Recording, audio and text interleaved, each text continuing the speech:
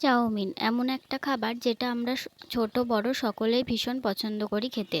নমস্কার, আমি সন্দীপা। আমার রান্নার ভিডিওতে আপনাদের সবাইকে আরও একবার স্বাগত জানাই। আজকে আবারও একটা চাউমিনের রেসিপি নিয়ে চলে এসেছি। তো এখানে দেখুন, আমি প্রথমে নিয়ে নিয়েছি পেঁয়াজ কুচি, আর এখানে কাটা আছে কিছুটা স্লাইস করে কাটা বাঁধাকপি, আর এখানে আছে নুডলস। এখানে 2 প্যাকেট মতো আছে, আপনারা আপনাদের পরিমাণ মতো নেবেন। তারপরে কড়াইয়ে সাদা তেল গরম করে পেঁয়াজগুলো ভেজে নেব ভালো করে, লাল লাল করে।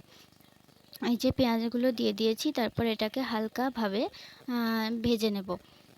এখানে আমি কয়েকটা লঙ্কা কুচিয়ে দিচ্ছি, আপনারা চাইলে নাও দিতে পারেন, যদি বাচ্চারা খায় তো নাই দিতে পারেন। তারপরে দিয়ে দেব লবণ, দিয়ে হালকাভাবে ভেজে নেব। পেঁয়াজটা হালকা ভাজা ভাজা হয়ে গেলে তার মধ্যে দিয়ে দেব ওই যে স্লাইস করে কাটা বাঁধাকপিগুলো, দিয়ে আবারও সবার সঙ্গে একসঙ্গে সবগুলো ভালোভাবে মিশিয়ে ভেজে নেব। আমার বাঁধাকপি আর এটা ভাজা হয়ে গেছে, তো এটাকে তুলে নেব এবার। তারপর আবারও কড়াইয়ে তেল গরম করে সাদা তেল দিয়ে তার মধ্যে ডিম দিয়ে দেব। ডিমের ভুজিয়া বানাবো। এখানে আমি 2টো ডিম ব্যবহার করেছি, আপনারা চাইলে আরও ব্যবহার করতে পারেন, আপনারা যতটা পরিমাণ নেবেন। এর মধ্যে লবণ দিয়ে ভালো করে ডিমগুলোকে ভুজিয়া মতো করে নেব।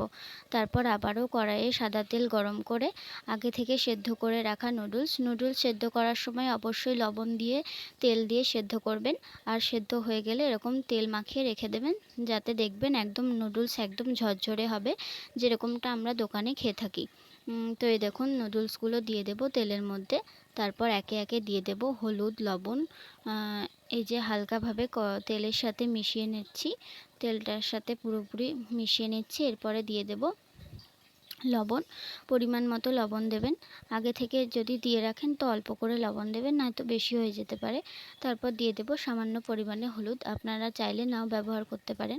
আমার যেহেতু হলুদ হলুদ রঙটা একটু বেশ ভালো লাগে, তাই আমি হলুদটা দিয়ে নিচ্ছি। তারপর এই যে ভেজে রেখেছিলাম ডিম, পেঁয়াজ, বাঁধাকপি, লঙ্কা, তো এগুলোকে একসঙ্গে ভালোভাবে দিয়ে দেব। তারপর এটাকে সবার সঙ্গে একসঙ্গে ভালো করে এইভাবে মিশিয়ে নেব।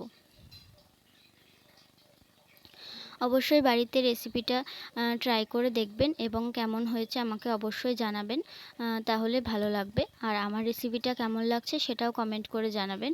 এরপর দিয়ে দেব চিলি সস, আর দিয়ে দেব একটু সয়া সস।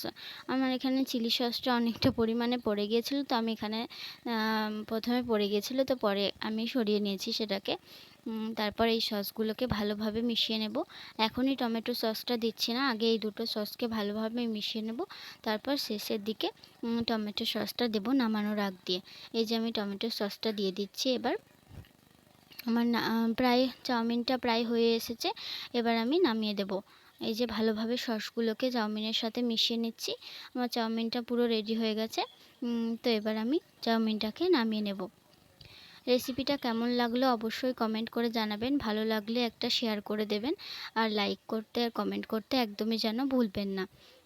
এই যে আমার চাউমিন রেডি হয়ে গেছে, দেখুন কতটা কালারফুল লাগছে। ওপর থেকে এইভাবে সস দিয়ে সাজিয়ে দিয়েছি গার্নিশিংয়ের জন্য।